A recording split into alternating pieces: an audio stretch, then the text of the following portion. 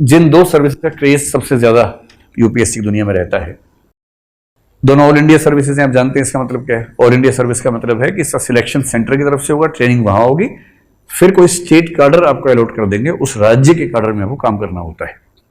बाकी सारी services IAS के एग्जाम में जो होती हैं वो सेंट्रल सर्विसेज हैं। इसका मतलब है काम भी सेंटर के लिए ही करना है, जबकि ऑल इंडिया सर्विस में आप काम करते हैं आमतौर पर स्टेट के लिए और कभी कभी डेपुटेशन पे जाते हैं सेंटर में, तो उसको बोलते हैं ऑल इंडिया सर्विस। आपने सुना होगा ना कि ये उत्तर प्रदेश कार्डर के आईएएस अधिकारी हैं, गुजरात कार्डर के आईपीएस अधिकारी हैं, तो स्टेट कार्डर अलॉट करते हैं, इसको बोलते हैं ऑल इंडिया सर्विस।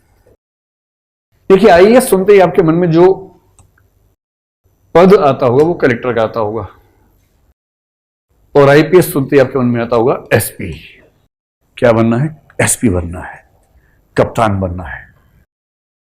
और आईएएस समझ कलेक्टर, क्योंकि देश संभालने वाला पीएम, राज्य वाला सीएम और जिला संभालने वाला डीएम। तो आपको लगता है कम से कम एक जिले में हमारी हुकूमत होनी चाहिए, और वाजिद अली शाह के बाद हमारा ही नाम लिया जाए कि इस जिले के नवाब कौन है, तो इस जिले के नवाब हम हैं, ऐसा भाव मन में आता होगा। लेकिन इंटरेस्टिंग बात यह है कि आईएएस को लेकर हमें बहुत कम जानकारी है। आईएएस बनने का असली मजा कलेक्टर होने में नहीं है। कलेक्टर होना तो उसका बहुत शुरुआती स्तर है। आप आईएएस बनेंगे मुश्किल से 5 या 6 साल में, उसमें से 2 साल की ट्रेनिंग भी शामिल है, ट्रेनिंग मिला के बता रहा हूं। मुश्किल से 5-6 साल में अगर आप ठीक राज्य में हैं और आपका काम करने का तरीका ठीक रहा है, तो आप किसी जिले के मुखिया बन जाते हैं। उसका नाम कलेक्टर हो सकता है, डीएम हो सकता है, डीसी हो सकता है, अलग अलग राज्य में नाम अलग अलग होता है, जो भी नाम हो।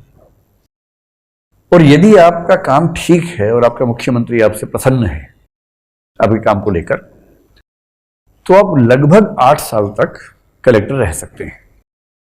पहले 3-4 साल छोटे जिलों में, जैसे उत्तर प्रदेश की बात करूं तो सीतापुर में हो गए, है ना, हरदोई में हो गए, या जो कन्नौज है उसमें हो गए। और जब आप 9 साल की सर्विस कर चुके होते हैं, उसके बाद बड़े जिले आपको मिलने शुरू हो जाते हैं।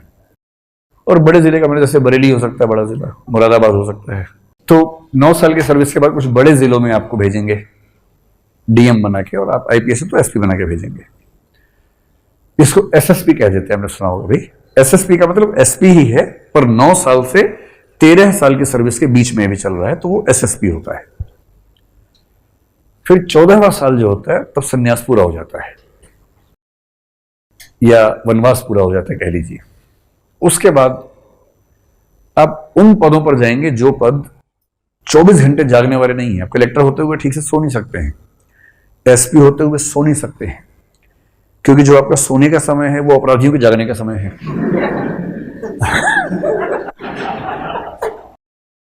और आप चाह रहे हैं कि कुछ ऐसा टाइम सेट हो जाए कि वो तभी अपराध करें जब आप जाग रहे हो, जबकि वो वेट कर रहे हैं कि आप सोएं तो अपराध करें। तो जैसे ही आप सोएंगे उससे 2 घंटे बाद फोन आएगा कि जनाब, बोलते हैं अधिकारी को, जनाब हत्या हो गई है, जनाब मर्डर हो गया है, जनाब ये हो गया है। और फिर वो आप देखते हैं कि 3-4 और फोन आए हुए हैं, डीआईजी का है, आईजी का है, एसीएस होम की मिस्ड कॉल है। वो देखते ही लगता है कि अब तो गया सब। एसीएस समझते क्या होता है? Additional chief secretary home. जो होम सेक्रेटरी एक तरह से मान लीजिए, उसको स्टेट्स में बोलते हैं एसीएस होम। बहुत बड़ा पद होता है, पूरी पुलिस उस व्यक्ति के हाथ में होती है, पूरे राज्य की पुलिस को कंट्रोल करने वाला व्यक्ति। पुलिस को कंट्रोल करने वाला व्यक्ति पुलिस सर्विस में जो है वो डीजीपी होता है, director general of police. IPS का सबसे बड़ा पद किसी राज्य में क्या हो सकता है? डीजीपी। लेकिन डीजीपी के लिए जो नीतियां बनाता है, निर्देश बनाता है, वो बनाता है मंत्री, और आमतौर पर मुख्यमंत्री के हाथ में ही गृह विभाग होता है। जो होम मिनिस्टर राज्य का होगा वो राज्य की पुलिस को देखता है, और राज्य के गृह मंत्री के अधीन जो आईएएस अधिकारी है जो पुलिस से संबंधित सारा काम देखता है, उसको बोलते हैं एसीएस होम। सेंटर में होम सेक्रेटरी बोल देते हैं, स्टेट में एसीएस होम बोल देते हैं, जो आईएएस के लिए बहुत ऊंचा पद होता है। तो 14 साल के बाद आप पुलिस में बन जाएंगे डीआईजी, 17 साल के बाद बन जाएंगे आईजी। डीआईजी का मतलब 3 एसपी आपके अंडर, या 2 या 4 एसपी आपके अंडर। छोटे जिले तो 4 हो जाएंगे, बड़े हैं तो 2 हो जाएंगे, बीच के तो 3 हो जाएंगे, कहीं 5 भी होते हैं। आईजी बनने का मतलब हो गया कि अब 2-3 डीआईजी आपके अंडर आ गए। 9 जिले, 10 जिले, 12 जिले आप संभाल रहे हैं राज्य के। संभाल एसपी रहे हैं, आप एसपी को संभाल रहे हैं, डीआईजी को संभाल रहे हैं। किसी जिले में कुछ हुआ, अपने एसपी से क्या कर रहे भाई, यहां पर जिले से क्या, जी सर जी सर। एसपी और डीआईजी को तलब कर लिया, दोनों अपराध की जगह छोड़ के आपके पास है बताने के लिए पूरा, आपको बता रहे हैं सर ऐसे ऐसे ये कर रहे हैं, हम वो कर रहे हैं। तो आईजी बहुत बड़ी बात होती है।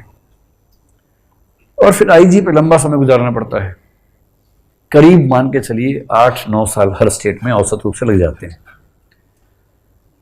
फिर 25-26 साल के सर्विस के बाद बनते हैं आप ADG, additional director general of police. और उसके 3 साल बाद करीब 30 साल की सर्विस जब होती है, 29-30 साल के आसपास, अलग अलग राज्य में थोड़ा ऊपर नीचे रहता है लेकिन जनरल इतना होता है, तब बनते हैं डीजी, डायरेक्टर जनरल। इसका मतलब राज्य की पुलिस में सबसे ऊपर के 4-5 लोगों में आप आ चुके हैं। अब ये सब लोग अपने अपने क्षेत्र के नंबर 1 लोग हैं। एक क्राइम है तो पूरे राज्य का क्राइम यही व्यक्ति देखेगा। तो हर पुलिस के विंग का जो मुखिया हो जाएगा उसको बोलेंगे डीजी। और इन 4-5-6-7-8 डीजी में से एक होगा डीजीपी, जो होम सेक्रेटरी के साथ लगातार कोऑर्डिनेशन में रह के पूरी राज्य की पुलिस का प्रधान होता है। एसपी नहीं होता है कुछ, एसपी से तो बड़े कितने लोग होते हैं, डीआईजी है, आईजी है, एडीजी है, फिर कहीं कहीं स्पेशल डीजी होते हैं, एसडीजी, फिर डीजी होते हैं, फिर डीजीपी होता है। डीजी और डीजीपी दरअसल रैंक बराबर होता है, जैसे किसी सुप्रीम कोर्ट या हाई कोर्ट में सारे जजेस और चीफ जस्टिस जैसे उनमें अंतर होता है, कुछ वैसा अंतर हुआ। अगर आप आईएएस में हैं तो आईएएस का सपना देखते हैं तो ठीक से देखिए, कलेक्टर वाला मत देखिए, थोड़ा बड़ा स्तर सोचिए। 14 साल तक आप अधिकतम 13-14 साल की सर्विस तक आप प्राय कलेक्टर रह सकते हैं किसी बड़े जिले में। फिर आपको भेजेंगे सचिवालय में या दिल्ली भेज देंगे सेंटर में। अगर सेंटर में भेजा तो 14वें साल में आप वहां जब जाएंगे तो डायरेक्टर बन के जाएंगे। तो डायरेक्टर बहुत बड़ा रैंक होता है। डायरेक्टर का मोटा मोटा मतलब यह हुआ कि जैसे कोई एक संस्थान चुन लीजिए, जैसे केंद्रीय विद्यालय आपने सुना होगा, देश और विदेश में जितने केंद्रीय विद्यालय हैं, केंद्रीय विद्यालय संगठन केवीएस, उसका जो मुखिया होता है डायरेक्टर होता है। हजारों स्कूल हैं, उन सब के प्रिंसिपल, स्टाफ, सारी चीजें उसके कंट्रोल में है। अगर आप राज्य में हैं तो हो सकता है आपको बना दें डायरेक्टर टेक्निकल एजुकेशन, पूरे राज्य के जितने तकनीकी शिक्षा वाले इंस्टीट्यूशन से उनके प्रमुख आप हो गए।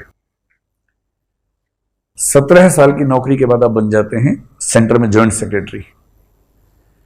और ज्वाइंट सेक्रेटरी का मतलब इतना ऊंचा पद है, बस वो ये कि आपकी प्रकृति वैसी हो।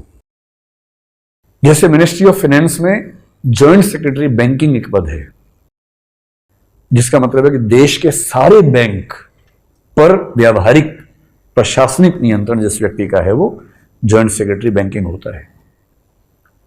ऐसी ताकत।